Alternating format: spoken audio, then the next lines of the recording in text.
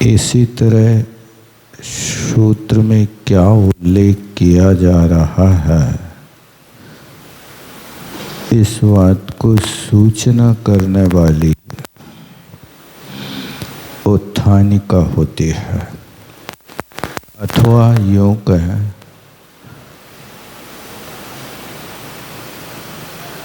कि विषय विज्ञापनी सूचिका।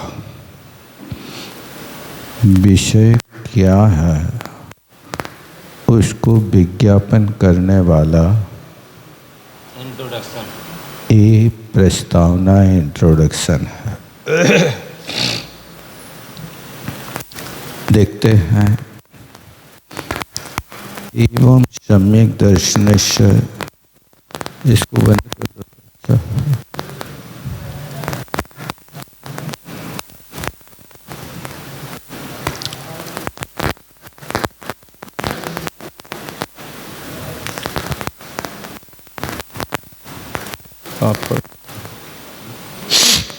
सुनो ध्यान से। एवं सम्यक दर्शन से आदौ उद्दिष्ट से लक्षण उत्पत्ति स्वामी विषय न्यास अधिगम उपाया निर्दिष्टा। अभी तक आचार्य पूज्यपाद महाराज जी कह रहे हैं कि पहले अध्याय में 8 सूत्रों में हमने क्या क्या बता दिया है। तो सम्यक दर्शन की आदि में कहे गए जो सम्यक दर्शन का लक्षण, सम्यक दर्शन की उत्पत्ति, सम्यक दर्शन किसको हो सकता है, इसके स्वामी, सम्यक दर्शन का विषय क्या है, सम्यक दर्शन के लिए किस तरह से अपन नाम स्थापना द्रव्यभाव आदि निक्षेपों में स्थापित कर सकते हैं, और सम्यक दर्शन आदि को जानने के उपाय निर्दिष्टा कहे गए। तत्संबंधेन च जीवादि नाम संज्ञा परिणाम आदि भी निर्दिष्टम। इसी प्रसंग को पाकर के जीवादि के नाम भी बता दिए, परिभाषा भी बता दी और परिणाम आदि भी बता दिए कि किस जीव के कैसे परिणाम होते हैं। तदनंतरम सम्यक ज्ञानम विचारार्हम इति आहा। अब इसके बाद में सम्यक ज्ञान का प्रसंग यहाँ पर प्राप्त हो रहा है। इसके विषय में बताने के लिए अगला मतप्रतावधि मनः पर्याय केवलानि ज्ञानम।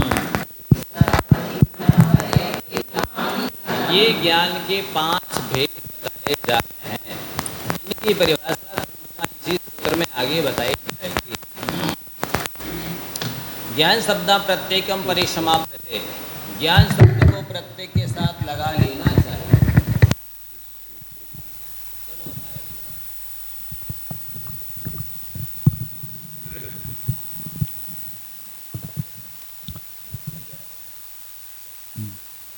इसको सूत्र के लिए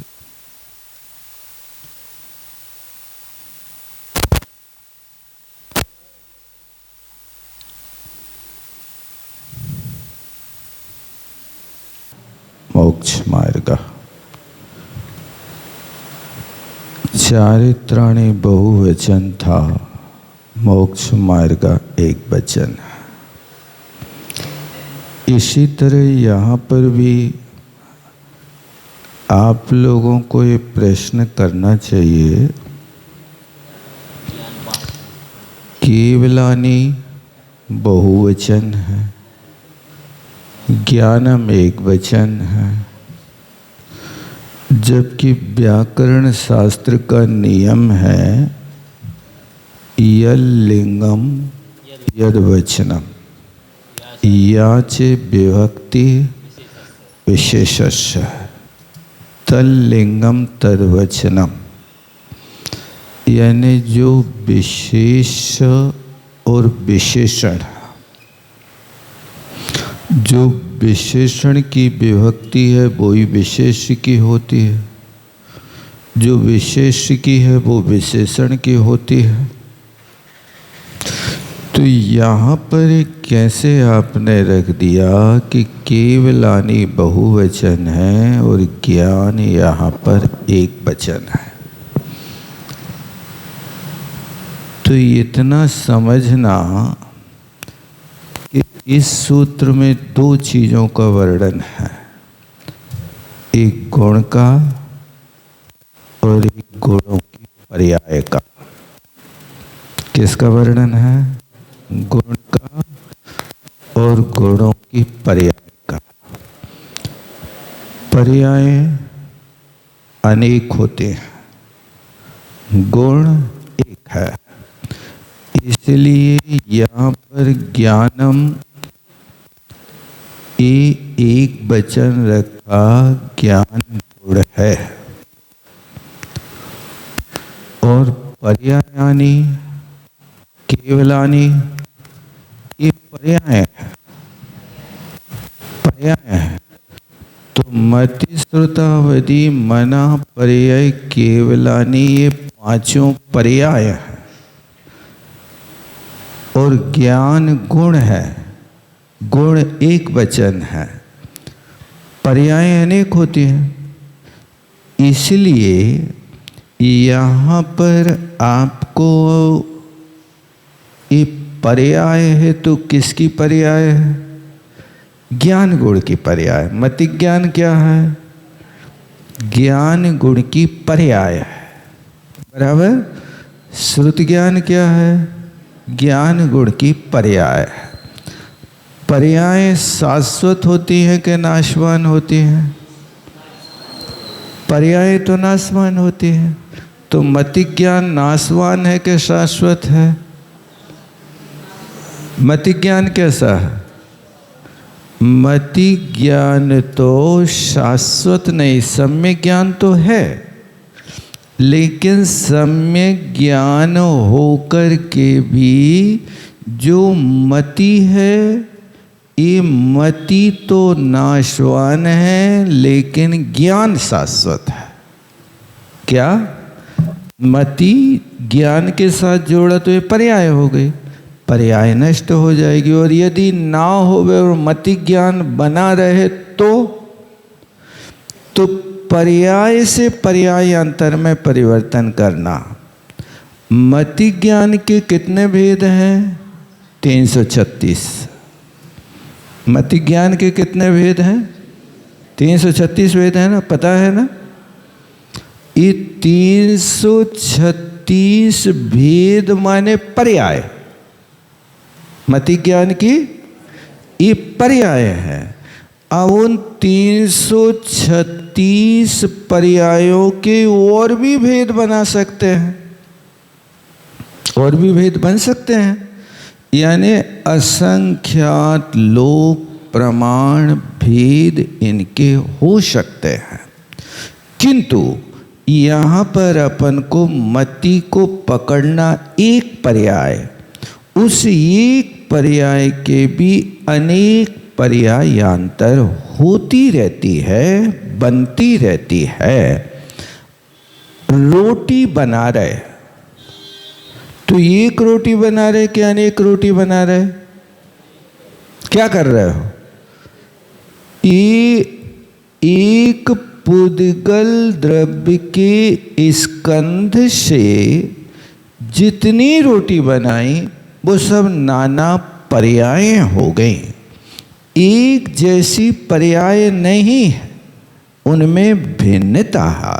इसी तरह यहाँ पर भी इस सूत्र को अच्छी तरह से समझना कि ज्ञान को एक वचन रखा और पर्यायों को बहुवचन रखा है, तो कारण यही है।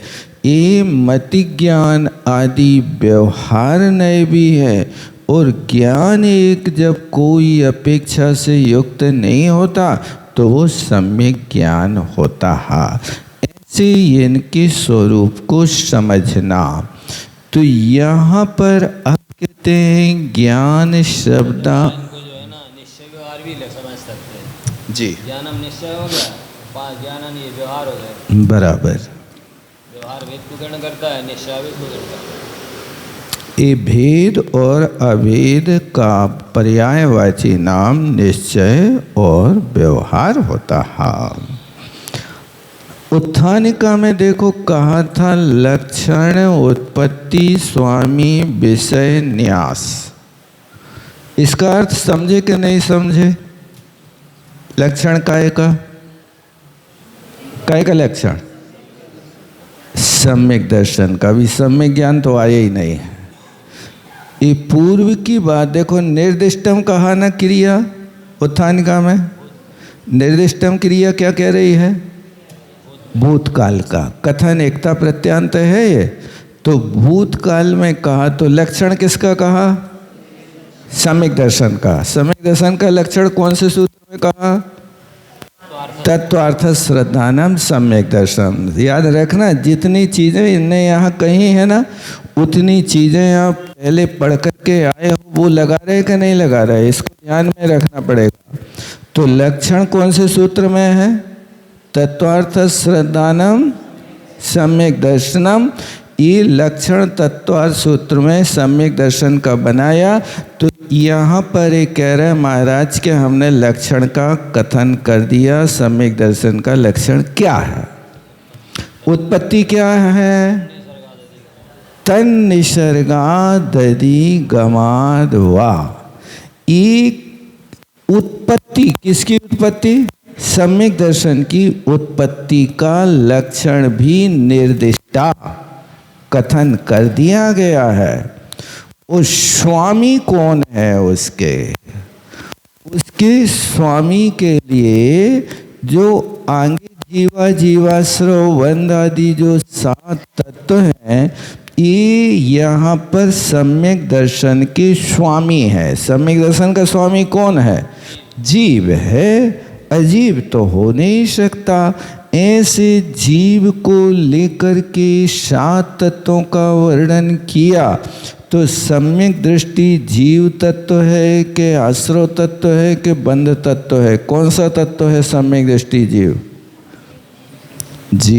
सम्यक दृष्टि जीव तत्व है कि आश्रव तत्व है कि बंध तत्व है कि संबर तत्व है? जीव तत्व। तो जीव तत्व है तो सम्यक दृष्टि को आश्रव होता कि नहीं होता? सम्यक दृष्टि को बंध होता कि नहीं होता? सम्यक दृष्टि के भोग निर्जरा के कारण के बंध के कारण? सोच समझ के, जल्दी नहीं बोलना। सम्यक दृष्टि के भोग निर्जरा के कारण के बंध के कारण? कछु पता नहीं है। इन सब चीज़ों पर विचार करना तो बंध तत्व में सम्यक दृष्टि मिलेगा कि नहीं मिलेगा? मिलेगा। निर्जरा के कारण है, तभी तो ये लोग संयम धारण नहीं कर रहे। तो अब निर्जरा के कारण है सम्यक दृष्टि के भोग, ऐसा लोग कह देते हैं, लेकिन वो विवक्षा समय सार की गूढ़ है। वीतराग सम्यक दृष्टि जो आहार आदि कर लेता है, उस समय भी उसको निर्जरा होती है, ये कहने का अभिप्राय है, न कि असंयमी के लिए। अभी अपन पढ़ के आए ना अष्टपाहुड़ में, क्या लिखा उन्होंने? गेहा श्रमो सर्वथा हितो न। ये पंक्ति पढ़ी थी ना अपन ने अभी अष्टपाहुड़ में। गृहस्थाश्रम में सर्वथा आत्मा का हित नहीं है। क्यों नहीं है? कुचित धर्ममयम, कुचित पापमयम, कुचित उभयो। कहीं धर्ममय है, कहीं पापमय है, कहीं दोनों रूप है। दृष्टांत कौन कौन से रहते? एक तो अंधा यदि रस्सी को बटे तो यहाँ से बटता जाए, वहाँ उकलती जाए। हाथी स्नान करे तो यहाँ से स्नान करके निकला और बाहर। देखा कभी आप लोगों ने हाथी को स्नान करते देखा? धूल डालते देखा है? बस यही दशा है कि श्रावक धर्म रूपी जल में अवगाहन कर लेता है, लेकिन बाहर निकलता है तो फिर पाप करने में सक्षम हो जाता है। और एक तीसरा दृष्टांत क्या दिया था? पागलों का। गृहस्थों को आचार्य महाराज क्या कह रहे हैं? पागल है, कुछ नहीं समझता है। मत्तोन मत्तवत चेष्टा। धर्म भी कर रहा है, पाप भी कर रहा है, वही पात्र में खा रहा है, वही में छेद कर रहा है, क्या है ये? इसलिए कहा गृहस्थाश्रम में सर्वथा हित नहीं है। लेकिन कुछ लोग कर लेते। तो ये स्वामी को समझना अच्छी तरह से कि सम्यक दर्शन के स्वामी कौन है और विषय, सम्यक दर्शन का विषय क्या है। न्यास, न्यास समझते, निक्षेप, 4 प्रकार के निक्षेप। और फिर अधिगम के उपाय, जानने के उपाय कितने हैं, कितने हैं? प्रमाण नय है, 6 अनुयोग हैं और 8 सत्संख्या आदि। न्यास में तो निक्षेप आ गए। अब प्रमाण आदि में ये लगा लेना। माने देखो, इतनी पंक्ति में 8 सूत्रों का सार लिखा है, अच्छे से समझियो। इससे संबंध जीवादि की संज्ञा आदि परिणाम का कथन किया। अब अपन आगे चलते हैं, पढ़िए महाराज श्री।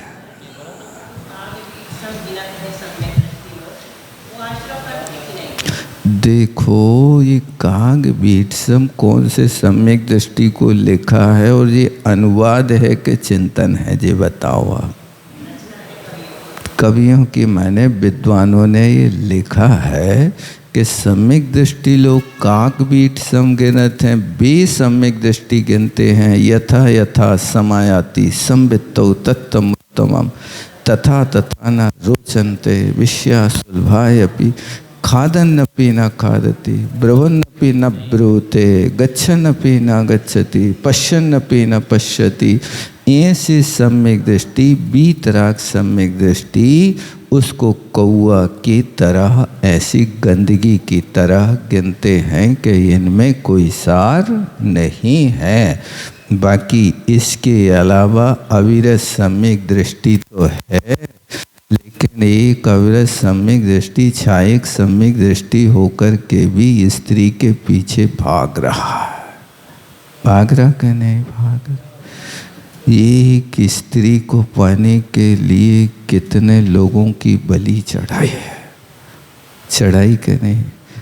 राम रावण के युद्ध में कितने लोग मरे होंगे, गिनती नहीं।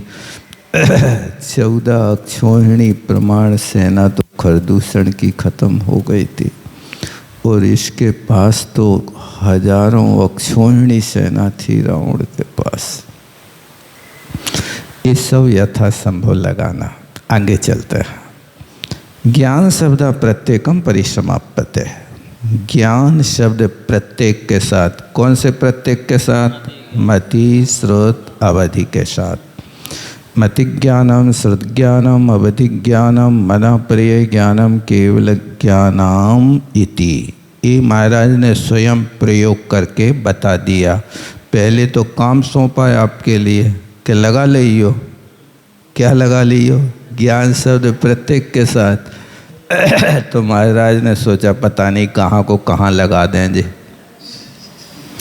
पैरों को पजामा, गले में, हाथों में ना पहन ले में। इसलिए महाराज ने स्वयं ने लिख दिया, मति के साथ, श्रुत के साथ, अवधि के साथ ही ज्ञान लगाना। अब देखो इनकी परिभाषा बता रहे। इंद्रिय मनसा च यथासम अर्थान मन्यते अनिया मनुते मनन मात्रम व मति। किति इंद्रिय और मन के द्वारा यथा सम, यथा सम माने अपनी अपनी इंद्री का विषय स्वतंत्र है। स्पर्शन इंद्री छू करके जानेगी, रसना इंद्री चक्कर के जानेगी। मति ज्ञान सबके साथ है, लेकिन सबका मति ज्ञान भिन्न भिन्न काम करता है, सब एक ही काम नहीं करते हैं। आया समझ में? पांचों इंद्रियों में मति ज्ञान वर्ण कर्म का क्षयोपशम है, लेकिन स्पर्शन इंद्री का मति ज्ञान 8 प्रकार के स्पर्श को जानेगा। रसना इंद्री का मति ज्ञान 5 प्रकार के रस को जानेगा। 5 ही प्रकार के जानता कि और अनेक प्रकार के जानता? 5 ही। बहुत भेद होते हैं। दही और गुड़ का मिला हुआ स्वाद कैसा होता है?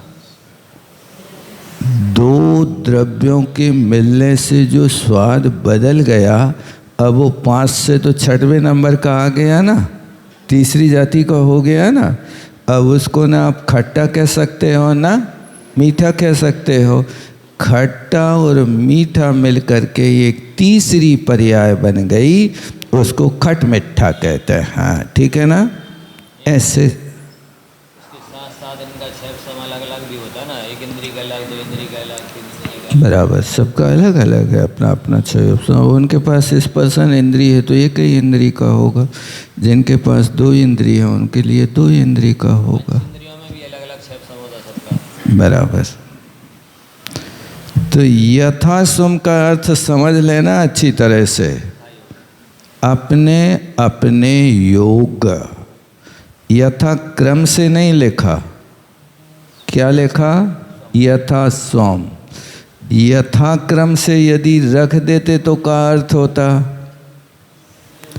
एक इंद्री स्पर्शन को जानता है, एक इंद्री स्पर्शन को जानेगा, 2 इंद्री रस को जानेगा, 3 इंद्री गंध को, 4 इंद्री वर्ण, सिर्फ एक ही वर्ण को। एक एक इंद्रिय में बंटवारा कर देंगे, वो अकेला स्पर्श जानेगा। 2 इंद्री स्पर्श नहीं जानेगा, अकेला रस जानेगा। 3 इंद्री न स्पर्श जानेगा न रस जानेगा, सिर्फ गंध जानेगा। इस क्रम से नहीं लगा लेना। इसलिए आचार्य महाराज ने बहुत सोच समझ के शब्द रखा कि यथा क्रम में कहीं तुम ऐसा न पकड़ बैठो, इसलिए यथा स्वम शब्द दिया। हाँ, अर्थान पदार्थों को मानता है। मति ज्ञान है इसलिए मान्यता लिख रहे हैं यहाँ पर, मनोअबोध ने अनिया मनुते। अब देखो इसी बात को अभी जो अपन ने कहा था ना, अर्थान मन्यते, एक कर्तृवाच्य का प्रयोग है। अनिया मनुते एक कर्मवाच्य का प्रयोग है, और मनन मात्रा में भाववाच्य का प्रयोग। ऐसे 3 वाच्य होते हैं। इन व्याकरण से तीनों वाक्यों के माध्यम से यहाँ पर 3 वाक्य अलग अलग बनाए हैं। इन सब के साथ मति जोड़ना। अर्थान मन्यते इति मति, कर्तृवाच्य की विवक्षा। अनया मनुते इति मति, एक कर्मवाच्य की विवक्षा। या मनन मात्रम मति, ये भाववाच्य की अपेक्षा मति ज्ञान की तीनों प्रकार से व्युत्पत्ति समझ लेना। शाब्दिक का अर्थ वो सिर्फ भाव को ग्रहण करेगा। भाव का अर्थ होता है कर्मा भावा सदा भावा। भाववाच्य में कर्म की विवक्षा नहीं होती है। आप ही कर्ता हैं, आप ही कर्म है और आप ही क्रिया है। जैसे कहा रोटी बन रही है, रोटी बन रही का अर्थ क्या है? कर्ता कर्म कहाँ है उसमें? रोटी बन रही है, आपने वाक्य कहा, तो रोटी अपने आप बन रही कि कोई बना रहा है? रोटी काय से बन रही है? कोई आपको वो साधन की जरूरत है कि नहीं है? कौन से साधन चाहिए? पटा बेला पहले याद करत हो। अग्नि नहीं, जो मुख्य कारण है वो नहीं है, क्योंकि पटा बेला ना हो तो हाथों से ठोक के खा लेते लोग, नहीं कर लेते। भले ही थोड़ी मोटी होती है, लेकिन बहुत सारे लोग तो अपने हाथ की रोटी बनाते हुए पराधीन। पुरुष रोटी बनाए तो उसको ज़्यादा साधनों की ज़रूरत नहीं रहती है। बिल्कुल वे तो अपने आप में एक परात होवे, और यदि तवा ना होवे तो बे पीका के उस टीन को टुकड़ा बना के उसको तवा बना के रोटी बना के काम चला लेता है। भरणी जी जैसे फिर भी बाटी बना देते हैं सब, कुछ भी पात्र नहीं थे उनके पास, आटा और पथरा पे मार दिया और मार करके कंडों के भेटा में उस बाटी के भीतर दाल रख दी और बढ़िया लपेट के कंडा के भीतर दबा के रखी। जब तक बाटी सीखी तब तक माला फेरी सामायिक करी,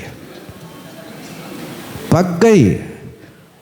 अब उसको जब खाया तो वर्णी जी कहते कि ऐसा भोजन तो हमने अपने जीवन में आज तक कभी नहीं करो, ऐसा लगता है। तो ये साधन है, यहाँ पर ये भाव मात्र की विवक्षा है।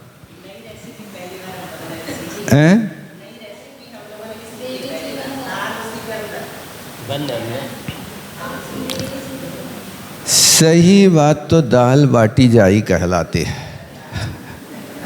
क्या दाल बाटी तो सही जही है। आप लोग तो दाल बाटी दाल में बाटी खाते हो इसलिए मिला के कहते हो, वो जब पकती है तो उसका अलग स्वाद होता है। वो दाल बाटी गैस पे नहीं पकती। तदावरण कर्म तदावरण क्षयोपशमे सति निरूपमाणं श्रूयते अनेनिति तत्शृणोति श्रवण मात्रम वा। आप श्रुति ज्ञानावरण कर्म की क्षयोपशम की बात करते हैं। ध्यान देना, देखो ये परिभाषाएं एक ज्ञान की अच्छी तरह से सीखना। तदावरण मतलब मति ज्ञान के बाद श्रुत ज्ञान आता है, इसलिए श्रुत ज्ञानावरण कर्म के क्षयोपशम होने पर क्या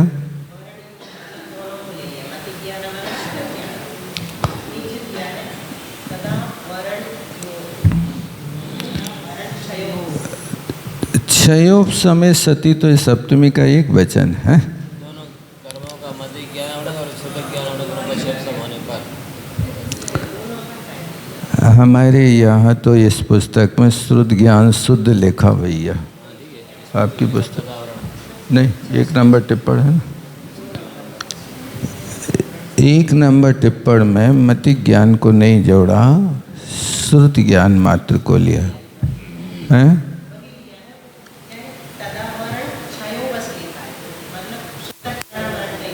हाँ, श्रुत ज्ञानावरण निरूपमाणम, जिसका वर्णन किया जाता है या सुना जाता है उसको श्रुत कहते हैं। श्रूयते अनेन तत्शृणोति श्रवण मात्रम वा, जिसके द्वारा सुना जाता है या मात्र सुनता है या श्रवण मात्र है, इसको श्रुत ज्ञान कहते हैं। श्रुतम अनियो प्रत्यासन निर्देशकता कार्य कारण भावात्, इन दोनों का बहुत निकटता के साथ कथन किया। किन दोनों का? मति ज्ञान का और श्रुत ज्ञान का। प्रत्यासन्न माने निकटता से कथन किया। क्यों? कार्य कारण भावात्। कार्य कारण भावात् मतलब मति ज्ञान कारण है और श्रुत ज्ञान कार्य है। मति पूर्वम श्रुतम, मति ज्ञान पूर्वक श्रुत ज्ञान होता, और मति ज्ञान जहाँ जहाँ होता श्रुत ज्ञान होता ही है। ये दोनों ज्ञान होते रहते हैं। इन दोनों ज्ञान को परोक्ष प्रमाण में रखा है। कितनी भी हीनता हो,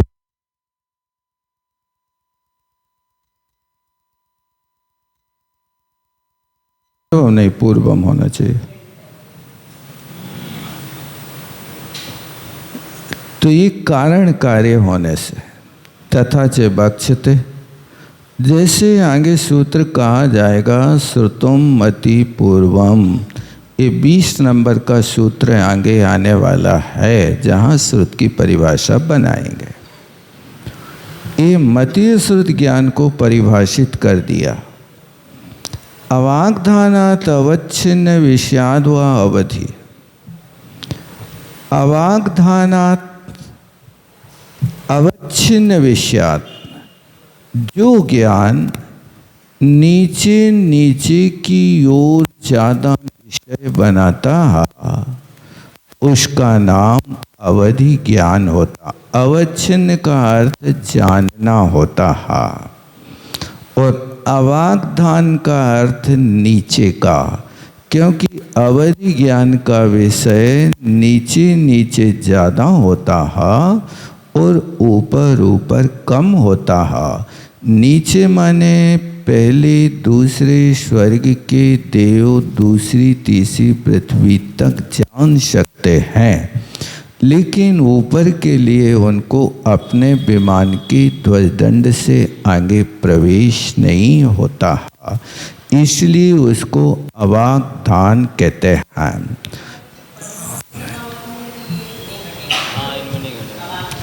देखो इनका जो विषय होता है ना, ये वृत्त हो जाता है, ये पूर्ण रूप से क्षेत्र को ग्रहण करने वाले हो जाते हैं, लोक को ग्रहण करते हैं। और ये जो विषय होता है इसका देशावधि ज्ञान आदि का, ये नीचे नीचे की ओर ज़्यादा विषय बनाते हैं। इसलिए सर्वार्थ सिद्धि का देव पूरी लोक नाली को विषय बना लेता है, लेकिन ऊपर मोक्ष तक पहुंच नहीं पाता। उसका सर्वार्थ सिद्धि का देव है, लेकिन उसके पास नीचे का विषय अधिक है और ऊपर का विषय तो सिद्ध शिला को भी नहीं पहुंच पा रहा।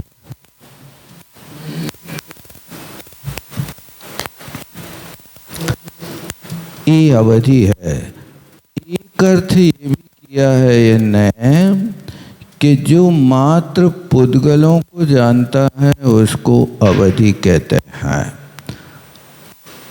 अवायंती ब्रजंती इति अवाया पुद्गला, ये अवाग्धान का अर्थ पुद्गल भी लिया है। और दूसरी चीज़ ये है कि जो सीमा ज्ञान है उसको अवधि, अवधि माने सीमा भी होता है, तो अवधि ज्ञान की सीमा, उस अवधि ज्ञान की सीमा गुण स्थानों में देखा जाए तो चौथे गुण स्थान से 12वें गुण स्थान तक होता है। ये उसकी सीमा सम्यक ज्ञान की है, मिथ्या ज्ञान की व्यवस्था भिन्न है। सम्यक ज्ञान का जो सीमा होगी वो इतनी होगी। दूसरी बात द्रव्य को जानने की होगी, तो द्रव्य के साथ में वो इतना द्रव्य जानेगा जिस द्रव्य के माध्यम से वो सिर्फ पुद्गल द्रव्य को विषय बनाएगा।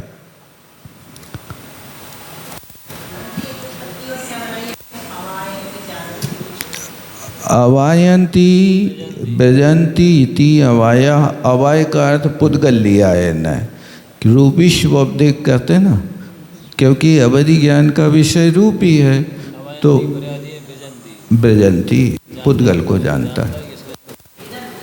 ब्रजंती ब्रजंती, क्योंकि जितनी धातुएं गत्यर्थक होती हैं वे सब ज्ञानार्थक होते हैं, तो ब्रजंती का अर्थ भी जानना है, गमन अर्थ नहीं लगाना।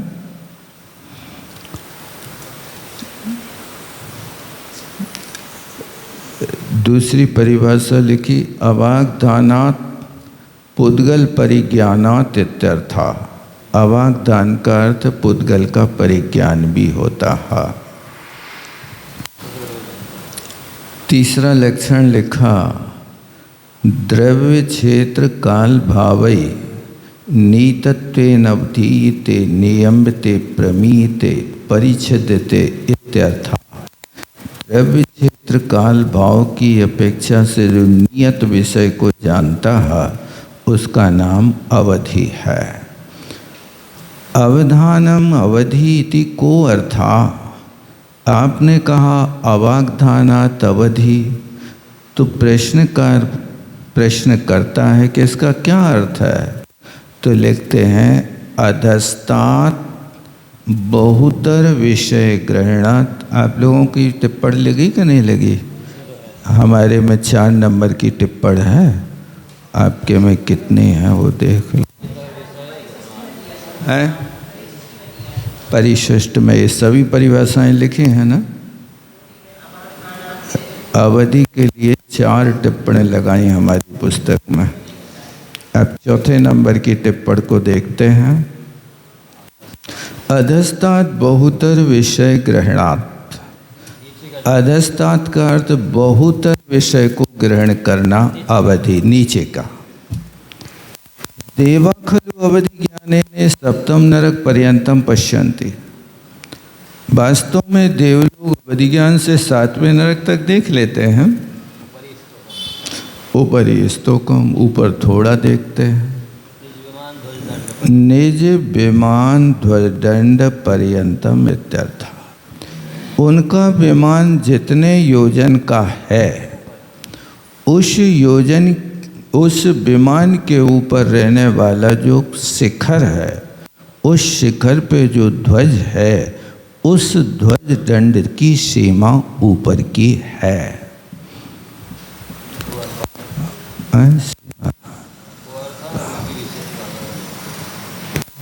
कहाँ चले? ऊपरी स्तोकम पश्यन्ति। हाँ हो गया। अवच्छिन्न विषयत्वात् अवधि। इतने विषय को जानता है।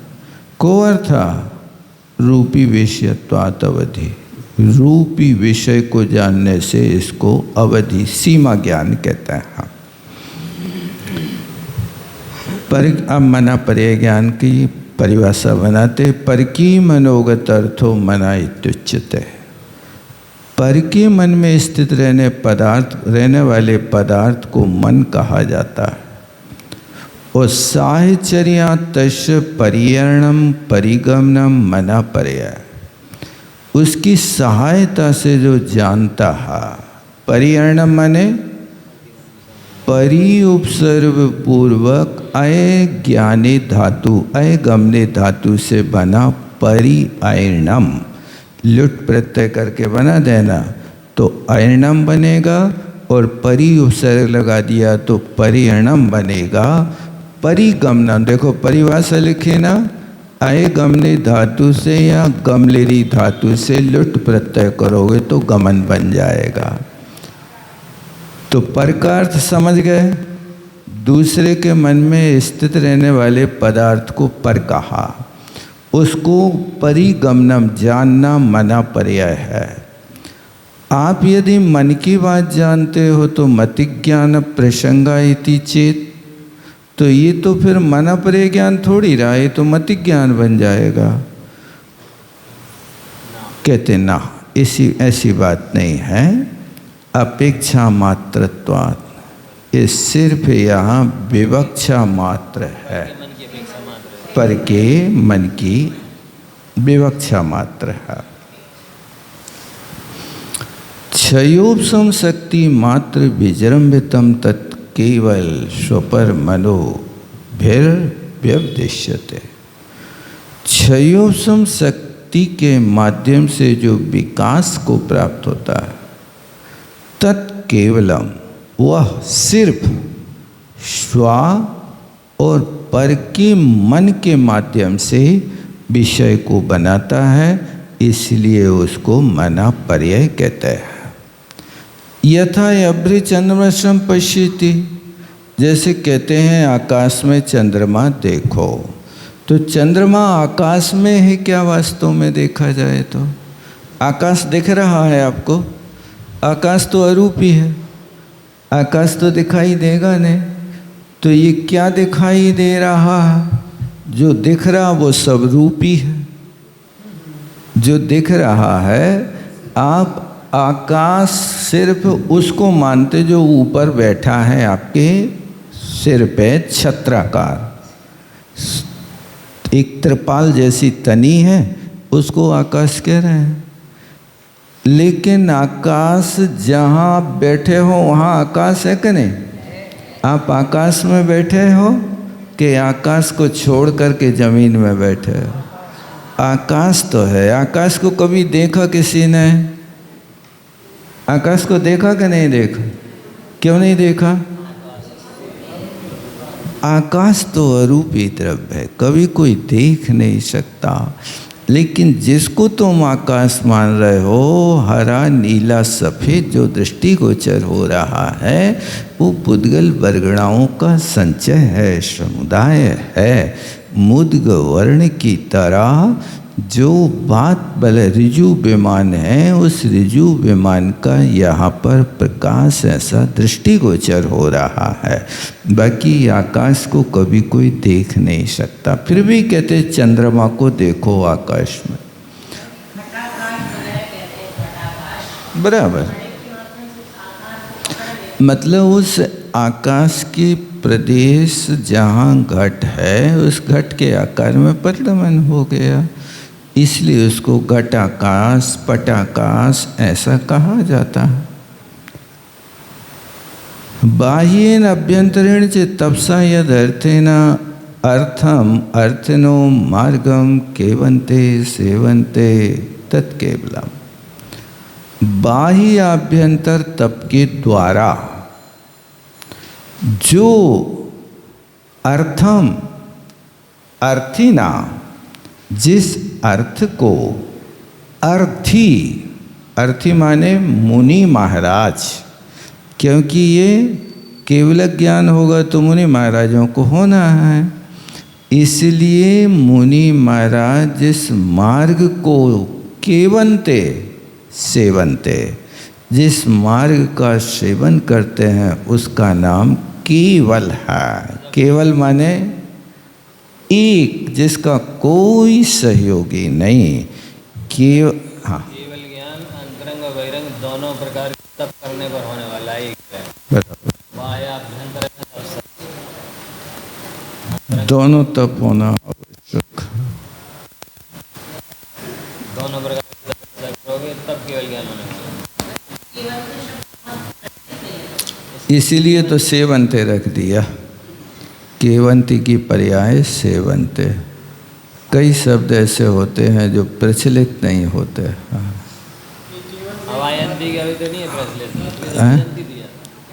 अवायंती का क्या अर्थ है? व्यजंती इसलिए दिया। आयगतौ धातु का तो प्रयोग होता है, उसको बदल देते। उदय हो गया, उदय में क्या है?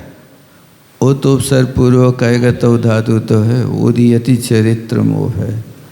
ये यहाँ पर ये आयगतौ धातु का दूसरे अर्थों में प्रयोग कर लिया जाता है, ज्ञान अर्थ में प्रयोग कम होता है। जैसे शिवु सेवंते धातु है, ऐसे किवु केवंते धातु है सेवन अर्थ में।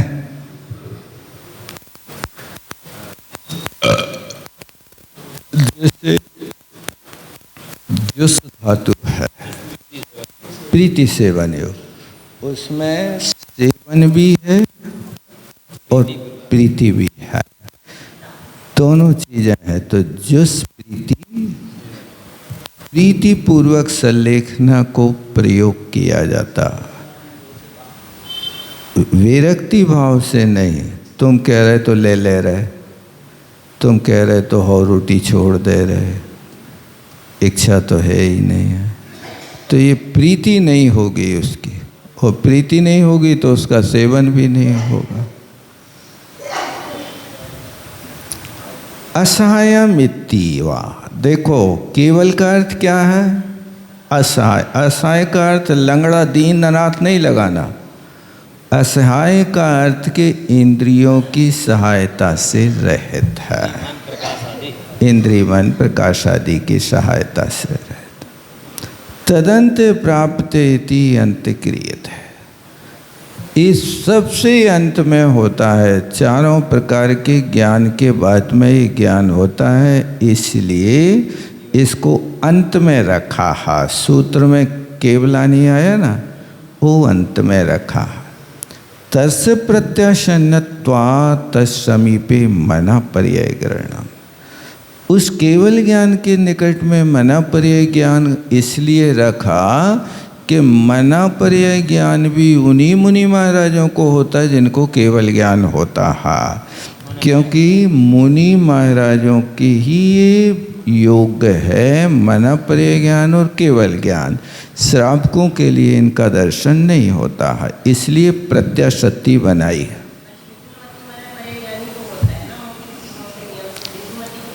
नहीं, संयमी आगे संयमी का अधिकरण। क्या कह रहे हैं?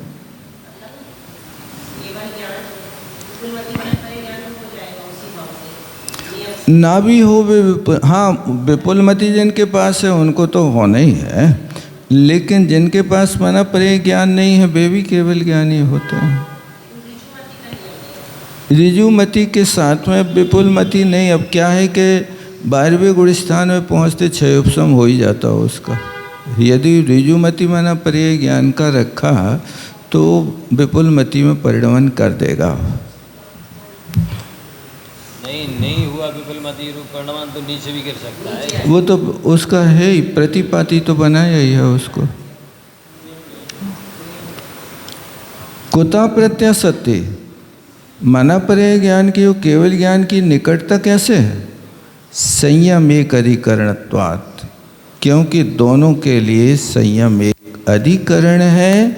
मना पर्याय ज्ञान सामायिक चारित्र का अधिकरण है, तो केवल ज्ञान यथाख्यात चारित्र का अधिकरण है। दोनों संयमी को। तस्य अविधिर विप्रकृष्टा कुतः विप्रकृष्टांतरत्वात्। कहते हैं कि अवधि ज्ञान विप्रकृष्ट है। कैसे है विप्रकृष्ट?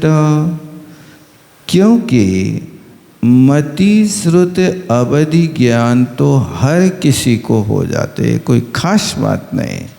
यानी मोक्ष मार्गी ना होवे तो भी अवधि ज्ञान हो जाता है। चौथे गुण स्थान में अवधि ज्ञान उत्पन्न हो जाता है, इसलिए दूर रखा। प्रत्यक्षात परोक्ष पूर्वम उक्तम सुगमत्वात्।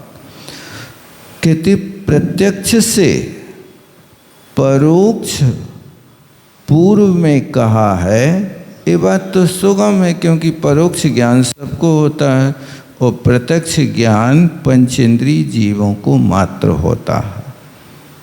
श्रुत परिचितानुभूता ही मति श्रुत पद्धति सर्वेण प्राणी गणेन प्राय प्राप्त है। इस मति श्रुत ज्ञान के लिए कहते हैं कि ये श्रुत है। श्रुत माने सबके सुना जाता है, पक्षपात नहीं करता, परिचित है और अनुभव भी किया। इसलिए मति श्रुत की पद्धति सब प्राणियों में प्राय करके प्राप्त हो जाती है। एवं तत्पंचविधम ज्ञानम तद भेदात यस्य पुरस्तात् बक्ष्यन्ते। इस प्रकार 5 प्रकार का ज्ञान, उस ज्ञान के भेद आदि का वर्णन आगे कहेंगे। इतने, अरे 5-10 हो गए। जवाणी के ज्ञान से सूझ लोका, सोवाणी मस्तक धरो सब।